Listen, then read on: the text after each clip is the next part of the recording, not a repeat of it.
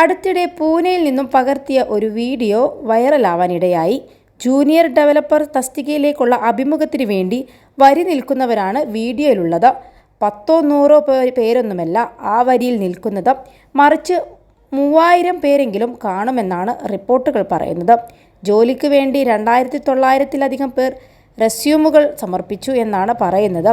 IT മേഖലയ്ക്ക് വളരെ പേരുകേട്ട സ്ഥലമാണ് ഹിഞ്ചവാടി.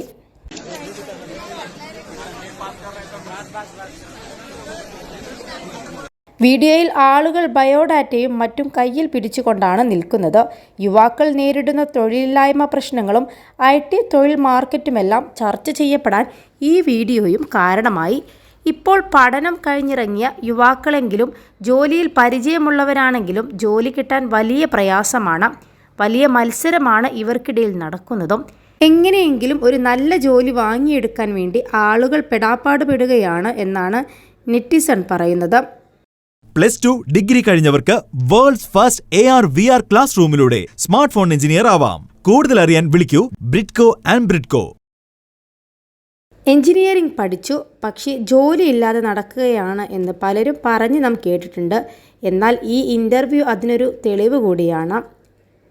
നിരവധി പേരാണ് വീഡിയോക്ക് വ്യത്യസ്തമായ കമൻറ്റുകളുമായി എത്തിയത്. ഈ വരിയൊന്നും ഒരു വരിയല്ല, ജോലി കിട്ടാൻ വേണ്ടി ആളുകൾ കഷ്ടപ്പെടുകയാണ് എന്ന് പറഞ്ഞവരുമുണ്ട്. അതുപോലെ ഒരാൾ കുറിച്ചത്, ഇതാണോ നീണ്ട നിര? ഒരു കനേഡിയൻ ഗ്രോസറി സ്റ്റോറിലേക്കുള്ള ജോലിക്ക് അപേക്ഷിച്ചു നോക്കിയാൽ മതി, നിങ്ങൾക്ക് ഇതിലും വലിയ ക്യൂ തന്നെ കാണാൻ സാധിക്കും എന്നാണ്. മറ്റൊരാൾ വളരെ രസകരമായ ഒരു കമൻ്റാണ് ഇട്ടത്. അതിങ്ങനെയാണ്: എഞ്ചിനീയറിംഗ് പഠിച്ചാൽ മതി, എല്ലാം ശരിയാവും എന്ന് പറഞ്ഞ നിങ്ങളുടെ ഒരു അങ്കിൾ ഉണ്ടല്ലോ, അദ്ദേഹം ഇപ്പോൾ എവിടെയാണ്? എന്തായാലും വീഡിയോക്ക് വിവിധ സോഷ്യൽ മീഡിയ പ്ലാറ്റ്ഫോമുകളിലൂടെ വളരെ പെട്ടെന്ന് തന്നെ വൈറലാവാനും സാധിച്ചു. 21 ലക്ഷത്തോളം സന്തുഷ്ടരായ ഉപഭോക്താക്കളും 2 ലക്ഷത്തോളം തിമിര ശസ്ത്രക്രിയകളും പൂർത്തിയാക്കിയ മലബാറിലെ ഏക കണ്ണാശുപത്രി Alsalama eye hospital, hospital road, Perinthalmanna.